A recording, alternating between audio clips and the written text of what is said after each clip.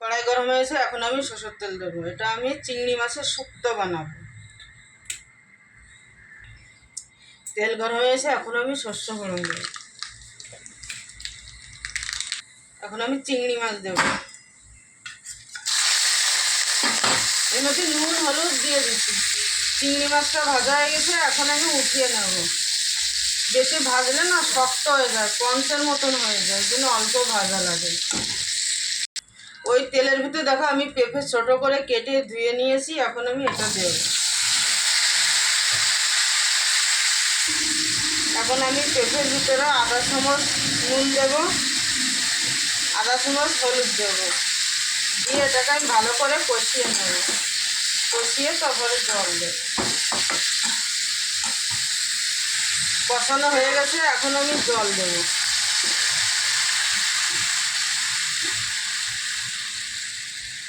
আর আমি কী রান্না করবো, এই সেই দেখো এলাঞ্চ শাক দিয়ে শুক্তো বানাবো। আর এটা আছে টক পালন, এটা দিয়ে আমি টক বানাবো চিংড়ি মাছ দিয়ে। আর এটা দেখো আলু আর ফুলকপি আমি কেটে রেখেছি, মাছের ঝাল বানাবো। এই দেখো কত বড় মাছ, কালকে নিয়ে এসেছিলাম, খাইনি, কালকে গুরু পূর্ণিমা ছিল। আর এই দেখো কালকে আমি সিলভার কাপ নিয়ে এসেছিলাম, একটা 3 কিলো বেশি হয়েছিল, তাই এটা আজকে রান্না করবো। দেখো কত বড় মাছ। তার বন্ধুরা তোমরা সবাই দেখতে থাকো। দেখো জলটা আমার ফুটে গেছে, এখন আমি এই মালঞ্চ শাকগুলোর মধ্যে দিয়ে দেবো। মালঞ্চ না, হেলাঞ্চ শাকের নামও ভুলে গেছি। এটা আমি দিয়ে এখন আমি ঢাকনা দিয়ে ঢেকে দেবো। আমি চিংড়ি মাছটা ভেজে রেখে দিয়েছিলাম, এখন আমি শুক্তো ঢেলে দেবো। এটা হচ্ছে বাঙালির শুক্তো, আর এখানে শুক্তো আলাদা। আর এটা দেখো টক পালং আমি চিংড়ি মাছটা রান্না করেছি, রান্নাটা দেখাইনি, এটা হয়ে গেছে টক পালং। এটা আমি হলুদ, নুন আর কাঁচা লঙ্কা আর আছে সর্ষে ফোড়ন দিয়ে বানিয়েছি, খেতে কিন্তু খুবই টেস্টি। দেখো আমার শুক্তো হয়ে গেছে, চিংড়ি মাছের শুক্তো। এখন আমি মাছের ঝাল বানাবো, এই জন্য মাছটা বসিয়ে দেবো। এটা আমার কিন্তু হয়ে গেছে শুক্তো।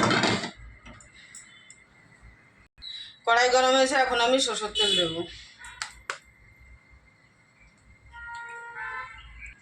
তেল গরম হয়ে গেছে, এখন আমি মাছ দেবো। মাছে আমি নুন হলুদ আগের থেকে মেখে রেখে দিয়েছিলাম।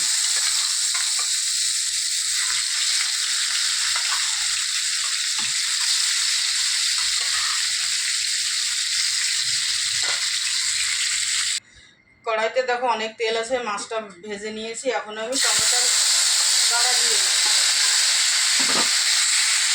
আর দেবো আমি আদা বাটা।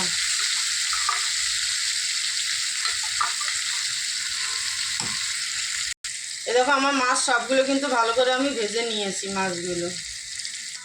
মাছে এত তেল হয়েছে, তেলটা বেরিয়ে গেছে। 1 চামচ নুন দিচ্ছি আমি। এখন দেবো আমি হলুদ, 1 চামচ হলুদ দিচ্ছি। এখন দেবো 1 চামচ আমি ধনে পাউডার। এতে পেঁয়াজ রসুন কিছুই দিচ্ছি না, পেঁয়াজ রসুন দিলে ভালো লাগে না খেতে। আর দিচ্ছি আমি কাশ্মীরি লাল লঙ্কা কালার হওয়ার জন্য। আর দেবো আমি কিছু কাঁচা লঙ্কা কেটে রেখেছিলাম, সেই লঙ্কাগুলো দেবো। এবার মশলাটাকে আমি ভালো করে কষিয়ে নেব। মশলাটা আমার কষানো হয়ে গেছে, এখন আমি দেবো আলু আর গোবি। আর একটা দুটো সিম ছিল, আমি সিমগুলোও দিয়ে দিয়েছি এতে। এবারে সবজিগুলো আমি কিন্তু ভালো করে কষাবো, কষিয়ে তারপরে জল দেবো। অনেকেই আলুটা আর ফুলকপিটা ভেজে নেয়, ভেজে নিলেও কিন্তু ভালো হয়, কিন্তু আমি ভাজিনি। ভাজলে আমার কাছে ভালো লাগে না খেতে, সেইভাবে আমি একটু অনেকক্ষণ কষাতে থাকবো। দেখো আমার কষানো হয়ে গেছে। তোমরা ভাবছো জিরে দেয়নি, তেজপাতা দেয়নি, কিন্তু সেটা না, আমি এর পরে আবার দেবো, তড়কা লাগাবো, ডবল সম্বরা। এর জন্য আমি জিরে তেজপাতা কিছু দেয়নি। তো আমার কষানো হয়েছে, এখন আমি জল দেবো। আর এখানে কিন্তু আমাদের এখানে 2 সপ্তাহ আগে নতুন আলু এসে গেছে মার্কেটে, বাজারে। আমিও সেই নতুন আলু দিয়ে রান্না করছি, অনেক আগেই নতুন আলু এসে গেছে।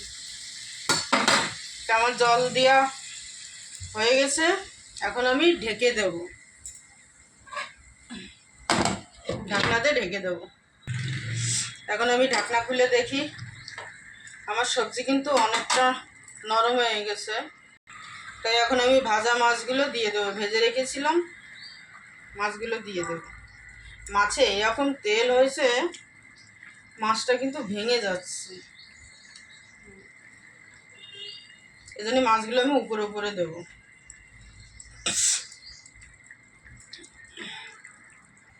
তাওয়া গরম হয়ে গেছে, আমি অল্প তেল দেবো, যেহেতু মাছে অনেকটা তেল আছে সেই জন্য অল্পই তেল দেবো।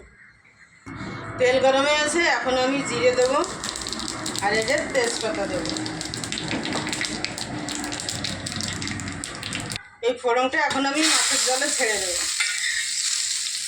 মাছের ঝাল বলো, মাছের ঝোল বলো, যেটা খুশি সেইটা বলতে পারো, লেকিন মাছের ঝাল এটা।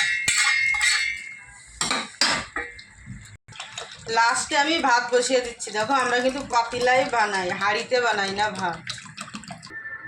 তাহলে দেখো এটা চিংড়ি মাছ দিয়ে আমি শুক্তো বানিয়েছি, আর এটা পালং শাকের টক, পালং দিয়ে টক বানিয়েছি চিংড়ি মাছতে। আর এটা হলো দেখো মাছের ঝাল ফুলকপি দিয়ে আলু দিয়ে।